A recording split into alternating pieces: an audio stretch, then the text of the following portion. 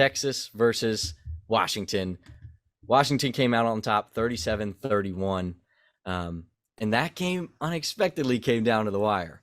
The last minute and a half of the game, just one player getting hurt changed a lot in that last couple minutes.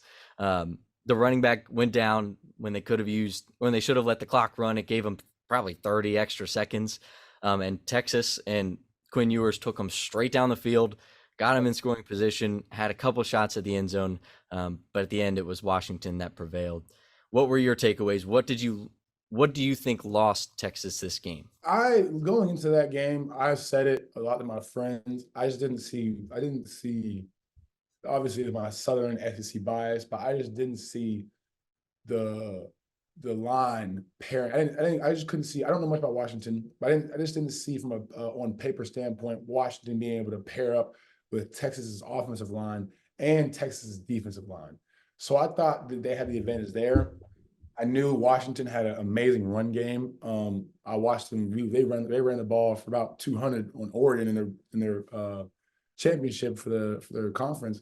Yeah, so they had an advantage there. But on paper, pairing a team like Texas, who beat Bama, who beat a lot of good teams, whose only loss was in a rivalry against Oklahoma, I just didn't see a Washington team whose best win is a non-defensive Oregon. I didn't see the game going like that. And obviously Penix put on a master class. Threw balls that, the Auburn fans were not used to seeing. It was lasers. And it's like he puts them so perfectly in the pocket. It's so precise. Right on the numbers.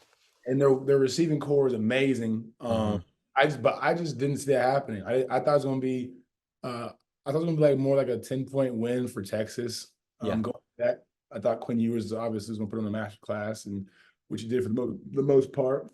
But I don't know. I just think the Texas defense didn't step up like I thought they were going to.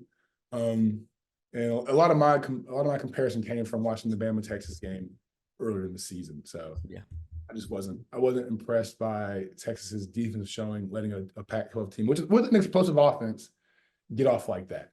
Yeah. And I expected it to be an extremely high-scoring game, which it was the majority of the game.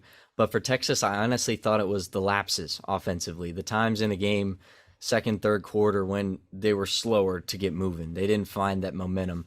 I know the time of possession was very in Washington's favor. I know it was 25 minutes to 15 minutes at one point. When you have the ball for that long, you're going to put up more points. You're going to generate more offense, get into more of a groove. And that was what we didn't see with Texas. And that last drive we did when they were climbing down the field, Ewers was throwing bombs. You saw that fire, that momentum that they're used to playing within that Big 12 style football.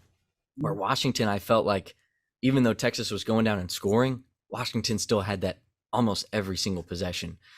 They at least drove a little bit, whether they were pinned in their own end zone and coming out of it, or if they were somewhere in the middle of the field, they managed to get some yardage. They never really had any 3 and outs.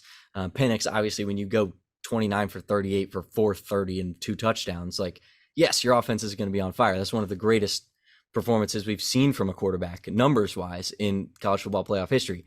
And then when you have two wide receivers that have 125 yards and a running back that rushes for 50 and 2 scores, that's winning football. And that's what we saw from Washington on offense. Their defense did what they had to do. They just had to contain. And Ewers, he did do his thing. He also had 380 some odd yards. And their running game, despite its youth, made a major impact.